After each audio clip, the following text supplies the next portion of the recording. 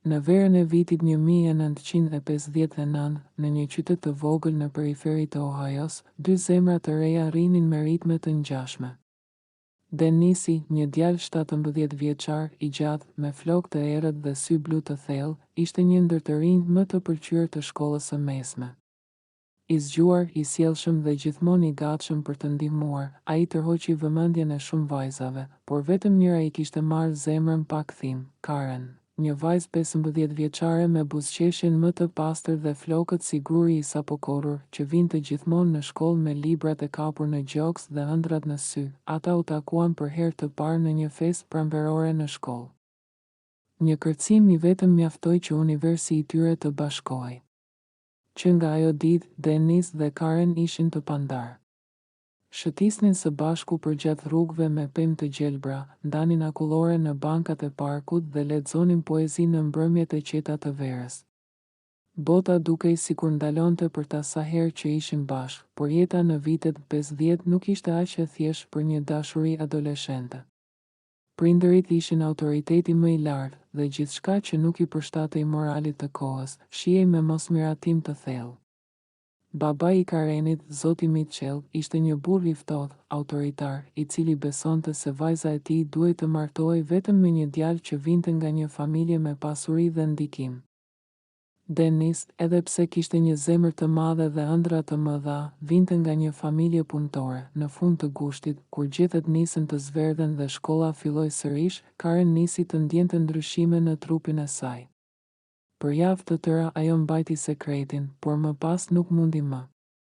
Me lot në sy i tregoi Denisit se ishte shtatzën.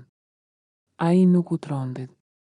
Përkundrazi, e përqafoi me gjithë forcën e dashurisë që kishte dhe i tha: "Do ta kalojmë së bashku. Do ta rrisim atë fëmijë me gjithë dashurinë që kemi." Por kur Karen u detyrua t'i tregonte prindërve të saj, gjithçka ndryshoi. Ishte një skenë që ajo nuk do ta harronte kurrë. Nëna e saj shpërtheu në lot, ndërsa babai u ngrit në këmbë dhe tha me zë të lartë: "Ai djalë e ka turpëruar familjen tonë. Kjo s'do të ndodh kurrë. Do ta çojmë diku ku askush s'të njeh dhe ajo foshnjë do të jepet për birësim." Denis u përpoq të ndalonte gjithçka. Çdo ditë shkonte në shtëpinë e Karenit, trokite në derë, lutej që ta lejonin të fliste me të. Por babai i saj çdo herë e priste me një fytyrë të ftohtë dhe i mbyllte derën pa një fjalë. Karen, ndërkohë, ishte dërguar në një shtëpi për nënat e pamartuara në një qytet tjetër, një vend ku vajzat shtatzëna që konsideroheshin turp për familjet e tyre, fshiheshin nga syri i publikut.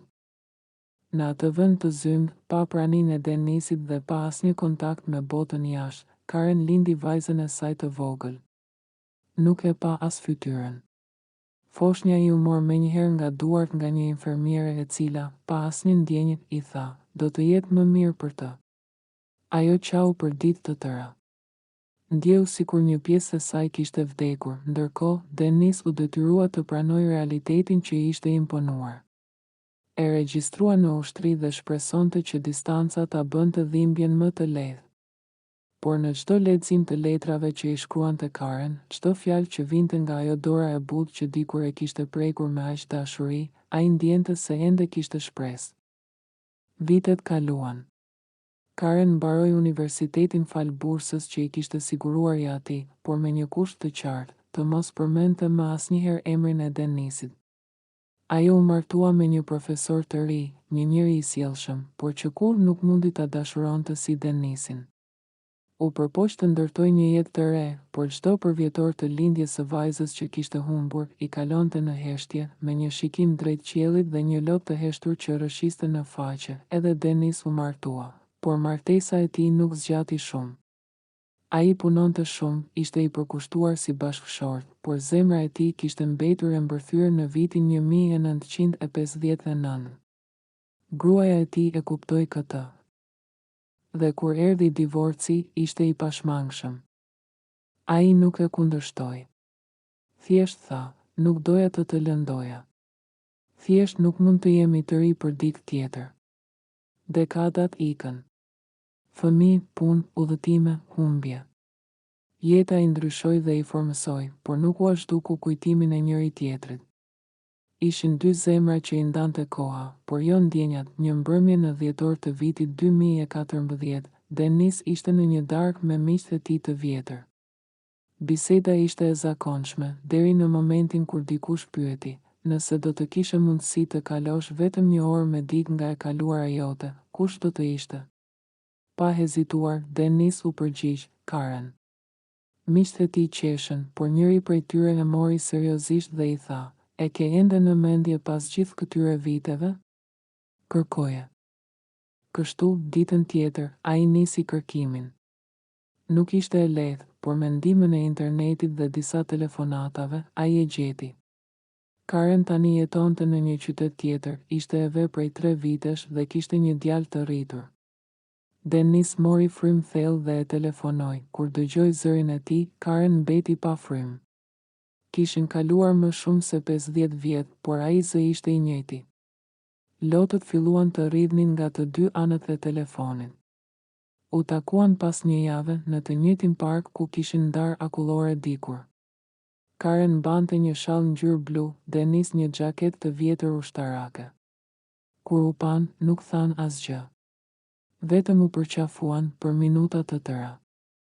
Asnjë fjalë nuk do të kishte qenë e mjaftueshme, ata nisën të takoheshin shpesh. Ecjet e dikurshme u kthyen. Kujtimet u ndan. Të qeshurat, lotët, premtimet e reja që dilnin nga gojra që tashmë kishin rrudha, por zemra që kishin mbetur po aq të reja sa dikur. Në janar të vitit 2015, Denis dhe Karen u martuan.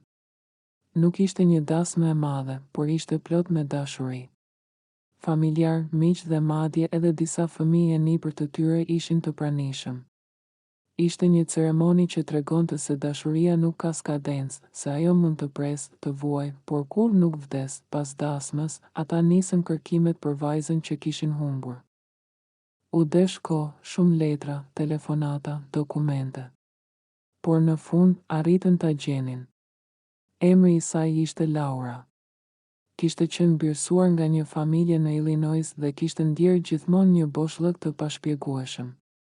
Kur mori telefonatën që dy njerëz po e kërkonin si prindërit e saj biologjik, nuk mundi të flinte për ditë të tëra. Takimi ishte emocional. Laura kishte tani vetë 2 fëmijë. Kur Karen e pa, syt i mbushën me lodh. Ti je vajza ime, i tha, duke ja prekur faqen me një butësi që e kishte mbajtur të fshehur për një jetë të tërë, që nga ajo ditë, familja u bashkua. Një familje e formuar në rrethana të dhimbshme, por që gjeti rrugën për t'u rikthyer. Sot, Denis dhe Karen janë bashkë, duke shijuar pleqërinë me duar të shtrënguara dhe shikimet që ende ndezin ndjenja si ditën e parë. Ulen çdo mëngjes në verandë, pinë kafe dhe shikojnë nipërit duke luajtur. Dhe sa herë dikush i pyet për jetën e tyre, ata thjesht thonë, nuk është kur vonë për dashurinë e vërtetë.